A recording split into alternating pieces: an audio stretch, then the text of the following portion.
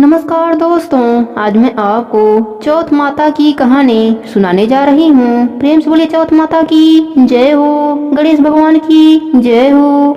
एक नगर में एक बुढ़िया माई रहती थी। वह अपने बेटे की सलामती के लिए 12 महीनों का चौथ का व्रत करती थी। हर चौथ को पंसारी से थोड़ा सा गुड़ और घी लाकर 4 लड्डू बनाती, एक बेटे को देती, एक से पूजा करती, एक हथकार के लिए निकलती और एक चाँद उगने पर खुद खा लेती थीं। एक बार उनका बेटा ताई से मिलने गया।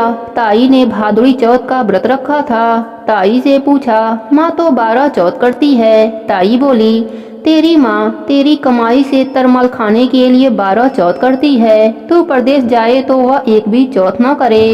लड़के को लगा ताई सच कर रही हैं। घर आकर माँ से कहा, माँ मैं परदेश जा रहा हूँ, यहाँ तू मेरी कमाई खाने पीने में उड़ा देती है। माँ ने समझाकर रोकना चाहा, पर बेटा नहीं माना। माँ ने उसे साथ ले जाने के लिए चौथ माता की आंखें दिए और कहा, मुसीबत में यह आंखें तेरी मदद करेंगे।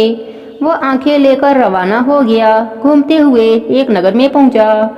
उसने देखा एक बूढ़ी माई रो रही हैं और पुआ बना रही हैं। उसने कारण पूछा तो बूढ़ी माई ने कहा, बेटा इस नगर की पहाड़ी पर एक दैत्य रहता है। पहले तो वह नगर में आकर कई लोगों को खाने के लिए मार देता था, इसलिए यहाँ का राजा उसे खाने के लिए हर घर का एक आदमी उसके पास भेजता है। और आज मेरे बेटे की बारी है, इसलिए रो रही हूँ और उसी के लिए पुआ बना रही हूँ। वह बोला, तू पुए मुझे खिला दे, मैं तेरे बेटे की जगह चला जाता हूँ। बुढ़िया माई ने खीर पुए उसे खिला दिए। खा पीकर वह सो गया। रात को राजा के सैनिक आए तो बूढ़ी माई ने उसे भेज दिया। दैत्य के सामने पहुंचने पर उसने चौथ माता की आंखें दैत्य की तरफ फेंक कर कहा, हे चौथ माता, यदि मेरी माँ मेरी सलामती के लिए व्रत करती है तो दैत्य का सिर कटकर गिर जाए। तुरंत दैत्य का सिर कट गया। लड़का वापस आ गया। राजा ने उसे उपहार देकर विदा किया। चलते हुए एक दूसरे राजा के नगर में पहुंचा। इस राज्य में आमा तभी पकता था जब एक इंसान की बलि दी जाती थी। सिपाहियों ने उसे पकड़कर आमे में चुन दिया। लड़के ने आंखें आवे में डाले और कहा, हे चौथ माता, यदि मेरी माँ मेरे लिए व्रत करती है तो आमा मेरे बलि के बिना ही झट से पक जाए। आमा तुरंत पक गया। आमे में से मिट्टी की जगह सोने चांदी के बर्तन निकले। अंदर से लड़का बोला, बर्तन धीरे धीरे निकालना, मुझे लग जाएगी।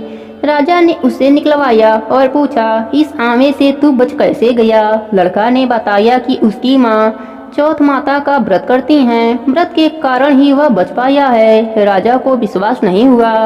उसने एक चांदी की सुराही मंगवाई और कहा कि सुराही की नली से निकलकर दिखाओ, तभी मुझे विश्वास होगा।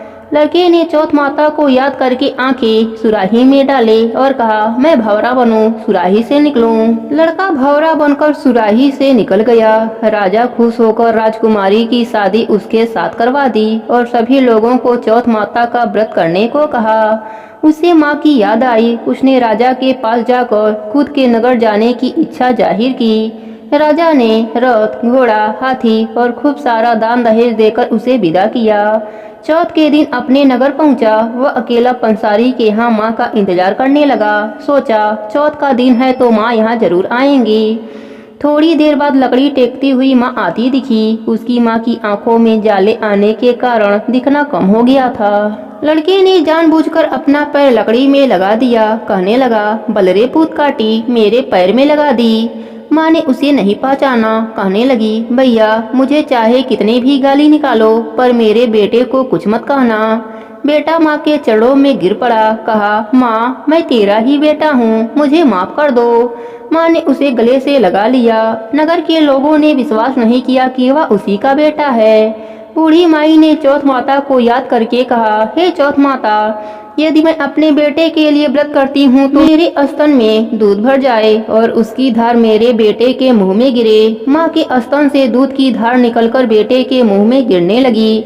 लोग चौथ माता की जयकारा लगाने लगे। उस नगर के सभी लोग चौथ माता का व्रत करने लगे।